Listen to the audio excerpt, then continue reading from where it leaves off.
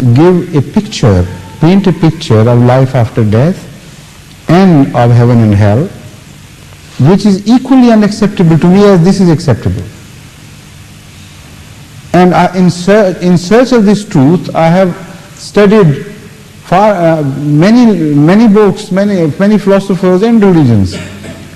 But unfortunately, nothing has satisfied my conscience and my mind.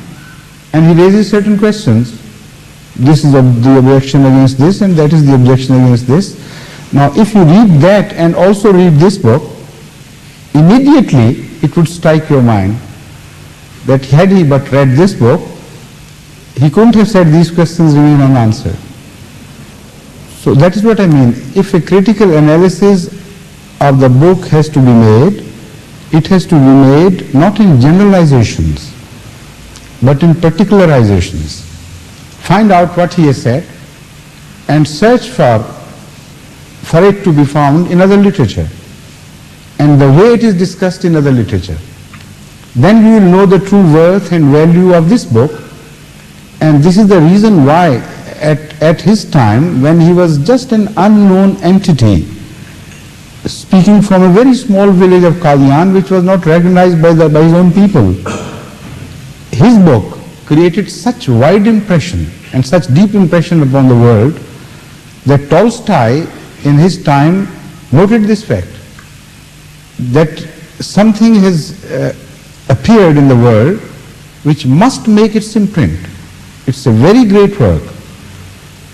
And despite the fact that he was in the middle of such controversies with Christians and Hindus and Sikhs and other Muslims, when this conference was held, when he delivered this speech, if you read the history, you will be surprised that with one acclaim, everyone present continued pressing him to continue, the representative who was reading his lecture, and the other speakers surrendered their time until the whole time allotted for that conference was over. And then hurriedly a meeting of the organizers was called. It was decided that it should be extended for one further day. We must continue to hear this lecture. And all the papers of the time declared it to be by far the best essay on this subject. Civil and Military Gazette, that was a very important paper and which had its voice heard all over India. It was a very important paper of the British time in Lahore, being published from Lahore. That paper and other Muslim papers and non-Muslim papers and Christian papers and Hindu papers, they had to admit. So there must be something in it. Even today, this is my considered opinion, which I suggest to you. You should, if you want to verify it, you should compare it in the way which I am suggesting. For instance, he says how the soul, what would be the shape of the body, how it will be built, what sort of body it would be. Now, if you study religions, you will be surprised to learn that they all claim that the body would be a sort of carnal body. Everything put together again, and in man as we find it here would be reborn. He rejects it, not from his own, but quoting the relevant verses of the Holy Quran. Then again, the question rises, what would be the shape, how that, whatever the body is, what would be its nature and how it would be formed and what would affect its formation and shape. These are the most important questions.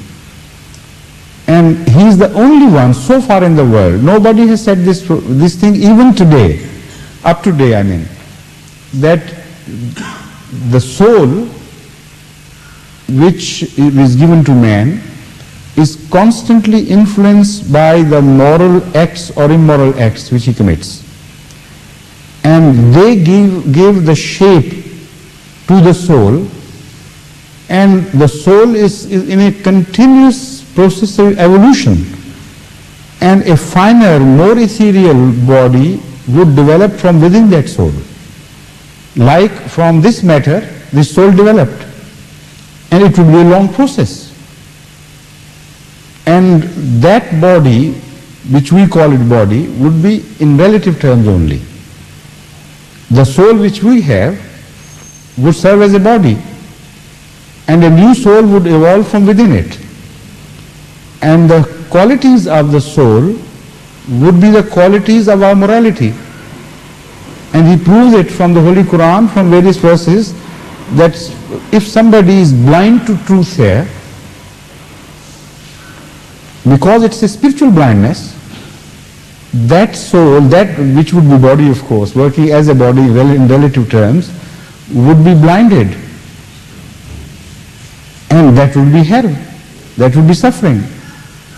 Then he describes the concept of hell and suffering in terms of relativity.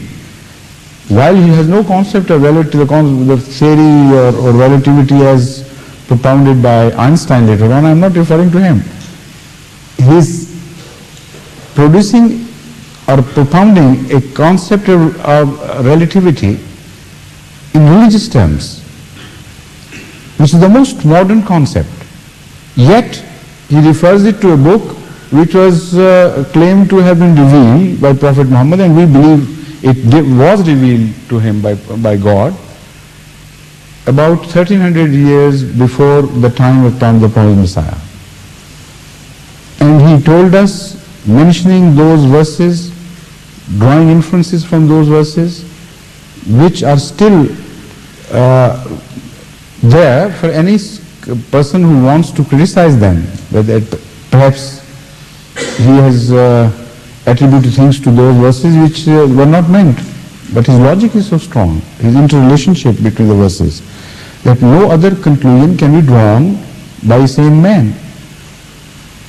And what he claims is this, that the hell and heaven are relative terms which can coexist in the same space, in the same conditions.